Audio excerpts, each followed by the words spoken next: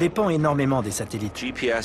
On a besoin du GPS pour presque toutes nos manœuvres, pour appréhender la situation et pour transmettre ordres et informations depuis et vers les centres de commandement. Il est donc logique qu'une nation ennemie veuille utiliser des armes anti-satellites. D'un point de vue strictement militaire, on dépend des infrastructures spatiales pour de nombreuses informations. Le renseignement, la surveillance, la reconnaissance, les communications, les alertes antimissiles, la navigation et même la météo. Pour le moment, aucun gouvernement ne communique officiellement sur l'expérimentation d'armes spatiales. Mais en février 2008, pour les besoins d'un test, les États-Unis ont détruit l'un de leurs satellites espions vétustes. Comme on peut le voir sur ces images, un missile anti-aérien modifié décolle d'un navire. La collision doit détruire le réservoir du satellite rempli d'hydrazine, un carburant toxique. L'impact provoque une explosion.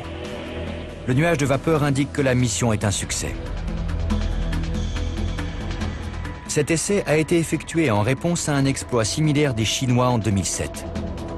Pour les spécialistes de la défense, cela traduit le souhait évident d'établir une souveraineté militaire dans l'espace. Si on repense à la conquête de l'Ouest, la cavalerie voulait toujours occuper la colline la plus élevée à des fins d'observation. Et bien depuis de nombreuses décennies, l'espace est la nouvelle colline à atteindre. Si on a un adversaire qui comprend ce que ça représente de puissance, de dépendance potentielle et donc de vulnérabilité, il est fort possible et très raisonnable de penser qu'il utilisera l'espace comme moyen de s'y opposer.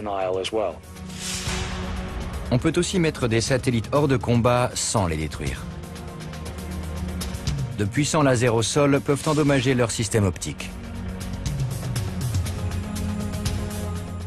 Nos satellites ont déjà subi ce qu'on appelle des éblouissements.